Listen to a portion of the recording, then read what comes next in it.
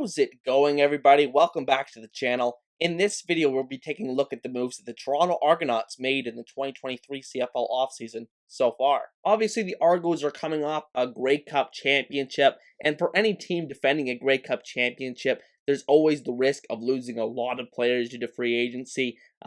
Teams are always seeking to bring in that championship level experience, and it's really more of a challenge to keep a lot of the guys that you had on the previous year's roster than really bring them in. But with that said, the Argos did make a lot of moves this offseason, and let's get to them. So starting with the key re-signings, the Argos made plenty of re-signings. They were able to keep a lot of this core together, but I just want to highlight 4 or 5 of them here. So starting with wide receiver Curly Gittens Jr., perhaps the best Canadian receiver in the CFL, their #1 target in this offense, and he really has just shown a great all-around ability as a route runner, and just an overall talented receiver at a young age in the CFL. He's just a premium asset, and it was just so essential for them to retain him. Believe they get him back on a 3-year deal as well, so that's an added benefit for the Argos. So super important for them to bring him back. Winton McManus, linebacker, would have been the defensive player of the year in the CFL if he had stayed healthy the last month of the season. So he did not end up winning that award, but probably the best player on this defense last season and such a crucial piece to this team. And then you have defensive end Robbie Smith, a Canadian defensive end that didn't start for them every game last year or anything, but made so many crucial plays, including in the Grey Cup. I was at a game between Toronto and Hamilton last year where he made an incredible interception of Dane Evans and ran it back for a pick 6. So incredible stuff for Robbie Smith, and I think he has a bright future ahead in the CFL as a potential starter as part of a team's ratio. And then finally, I wanted to highlight Devaris Daniels, the second or third receiver in this offense. Just a very talented all-around player that, maybe sometimes the production doesn't match the talent with him, but I think at the end of the day, he is still a very good player at the CFL level and fits this team well. Now turning over to the whiteboard, where we'll look at their additions and subtractions, starting with strong side linebacker Darius Pickett that they bring over from the Montreal Alouettes. Just a Swiss Army knife type of player, a very productive player in Montreal, and I think maybe, you could say it's a lateral move between him and Chris Edwards, but still a very quality player to bring in here and contribute for this defense. Montreal just had really good play from that spot last year, and Pickett obviously a big reason for it. Offensive lineman Darius Sirocco they bring in from the Ottawa Redblacks. Now this one was a surprise, but then as free agency unfolded, they lost a couple of other pieces on the offensive line, so it was kind of less surprising, but kind of surprising that Sirocco leaves Ottawa after 1 year, after spending the first few years of his career in Hamilton.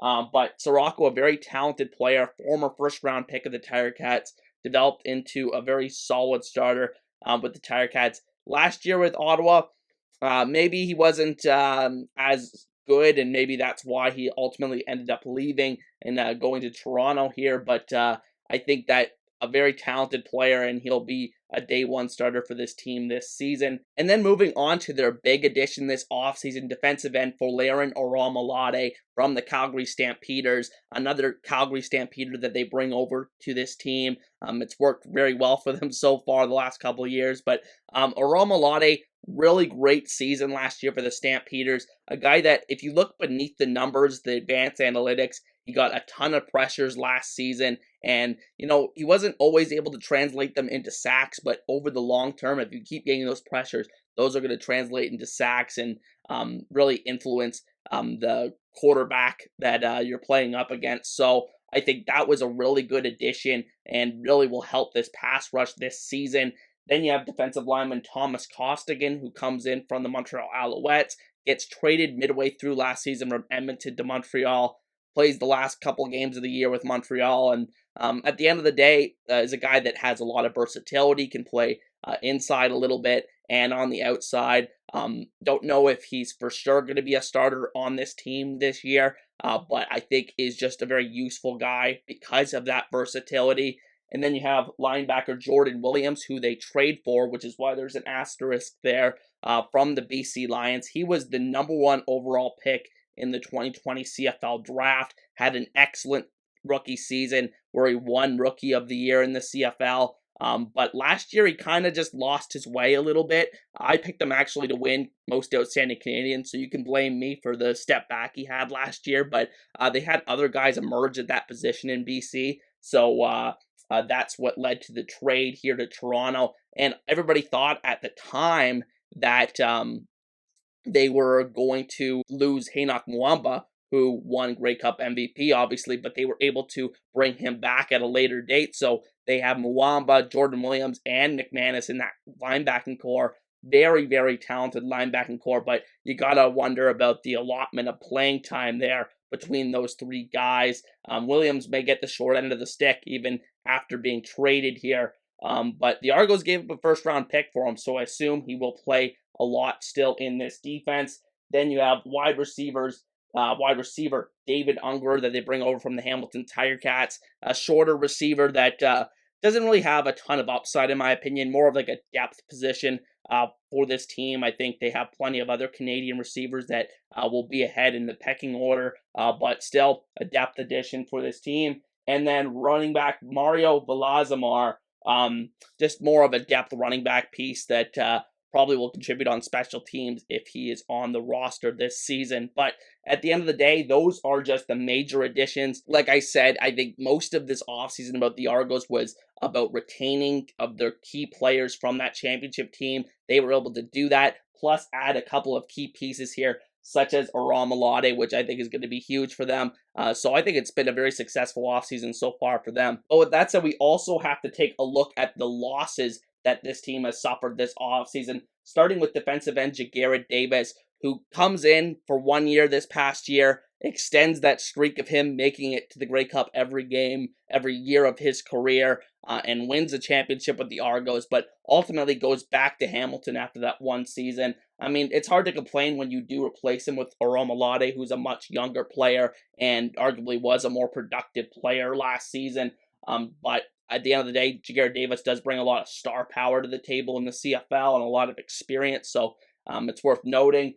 Then you lose strong side linebacker Chris Edwards. Again, more of a lateral movement between him and Pickett. Edwards also goes to the Hamilton Tiger Cats in free agency, so it'll be interesting to see how Davis and Edwards play when they play up against the Argos and that Tiger Cats and Argos matchup. And then you lose a pair of offensive linemen here in Philip Blake and Justin Lawrence. I think Philip Blake is more of a bigger loss because of his versatility. He could kick out and play tackle, and he started at left tackle quite a few games last year. Lawrence, more of an interior guy, but was actually named a Division All-Star in the CFL last season. So I'm not really high on him as a player, but I do think he is a starting caliber player in this league. And it'll be interesting to see if those losses are felt along that Argos line.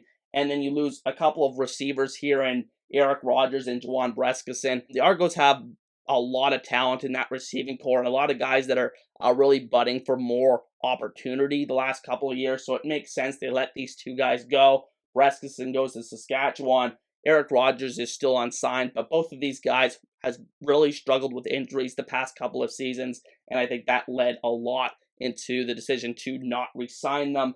And then you have defensive back Shaq Richardson, still unsigned, but I'm going to put him with the losses here. Have not seen anything that says he's coming back to the Argos this season. I might be wrong, but I'll put him over there for now. And the same goes for defensive end Shane Ray, who was a former first-round pick in the NFL and had some production last year, but he has really struggled in terms of staying on the field, had a lot of injuries. So even though he is not signed with a CFL team, I don't think he's going to be back with Toronto. So those are just the guys they lost to other CFL teams this offseason.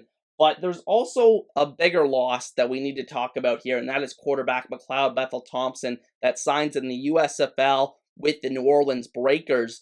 And this is going to be very interesting to see how it folds out, obviously, with Chad Kelly assuming the starting role. First-time starter in the CFL. Has gotten a couple of starts, I do believe, with the Argos the past couple of seasons, but not on a full-time basis. And the Argos are going to go into it much like BC did last year and say, here are the keys to the franchise, and we'll have to see how Kelly does. With the departure of McLeod Bethel-Thompson, we'll have to see how big of a hole that is to fill for this team. And then it's also worth noting that they lost corner Jamal Peters to the Atlanta Falcons of the NFL. A very promising up-and-coming defensive back for this team, but you got to be happy for him that he got the opportunity down south. But with that said, those are just the major moves that the Argos have made so far this offseason. Would love to hear your thoughts down in the comment section. Personally, I think they're very well set up to defend their title next season, but it's going to be all up to that quarterback room. Can it, keep this team afloat? I think the rest of this roster is as good as ever, but at the end of the day, it's going to be up to that quarterback because it just is so damn important. But with that said, hope you guys have a great day, and I'll see you guys next time. Peace.